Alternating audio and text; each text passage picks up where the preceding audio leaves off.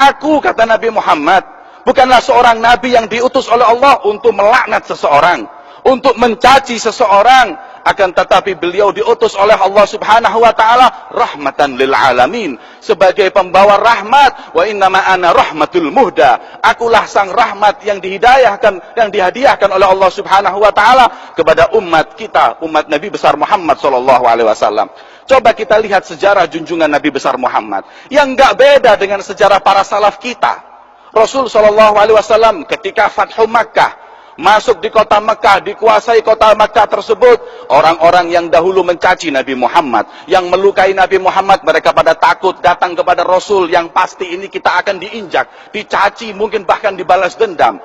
Tapi apa kata Nabi Muhammad SAW? Idhabu fa'antumut tulaqa. Pulang kalian, pergi kalian, kalian bebas. Agama ini bukan agama balas dendam. Agama ini bukan agama mencaci, menghina seseorang.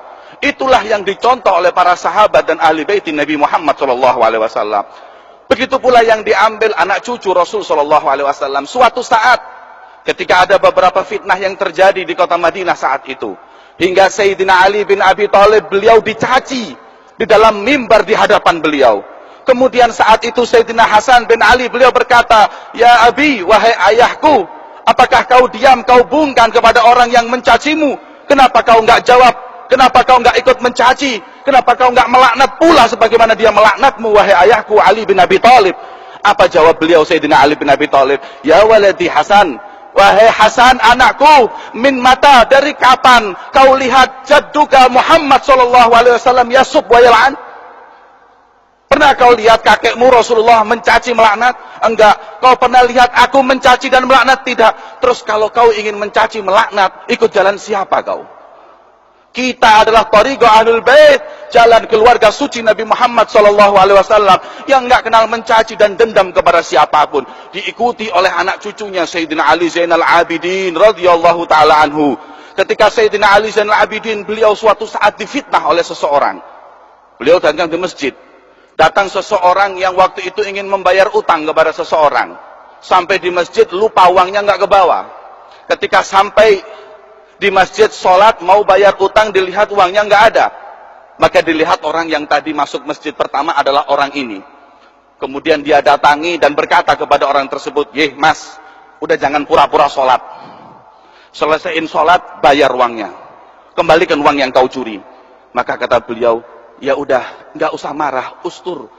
Tutuplah aib itu. Maka berapa uang yang kau ingin ambil, monggo silahkan pulang ke rumah, aku berikan uang tersebut." Ayo cepat.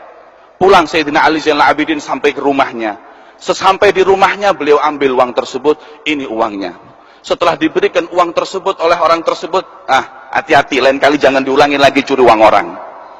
Beliau pun pulang. Kemudian ketika dibayarkan sampai di rumahnya, istrinya mengingatkan, "Wahai fulan, katanya tadi mau berangkat ke masjid juga mau bayar utang, kenapa uangnya ditinggal?" "Hah? Uang ketinggalan?" "Iya." Subhanallah. Ini orang apa malaikat? Dicaci, diam. Difitnah, diam. Bahkan dia bagi atau dia kasih uang tersebut.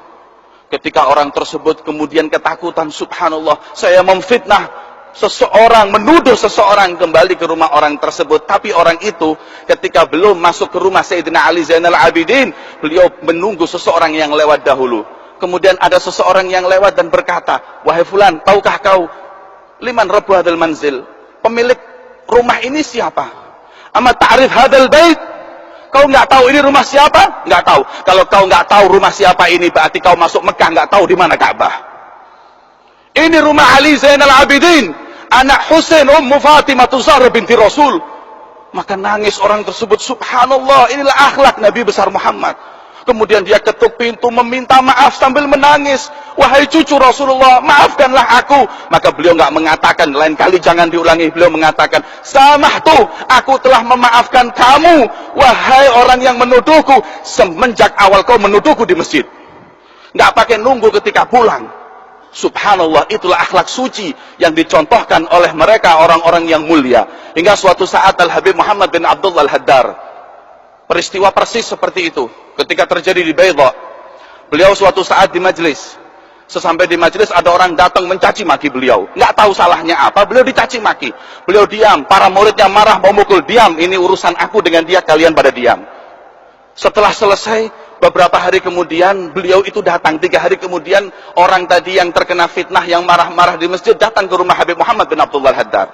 Kemudian ketika sampai di rumah Habib Muhammad bin Abdullah Al-Haddad, sesampainya beliau di sana mengatakan, wahai Habib, aku minta maaf, aku kena fitnah, yang melakukan bukan kamu, dan aku telah menuduhmu, mencaci makimu depan orang. Kemudian beliau mengatakan, samihni ya Habib, maafkan aku. Beliau mengatakan, samahtuk min dzalikal yum, aku maafkan kau dari 3 hari yang lalu, dan sampai detik ini aku masih nyesel. Apa yang membuatku menyesal? Karena aku memaafkanmu bukan di masjid tapi di rumahku. Berapa langkah yang terlewatkan atasku, berapa menit aku telat memaafkanmu. Dan aku jauh dari akhlak Ali Zainal Abidin, kakekku. Kalau Ali Zainal Abidin, kakekku, di waktu dia dicaci, di situ dia memaafkan. Kalau aku masih telat berapa menit dan aku pulang ke rumahku, baru aku maafkan kau. Itulah akhlak mulia para sahabat, akhlak mulia para ahlul bait Nabi Muhammad SAW.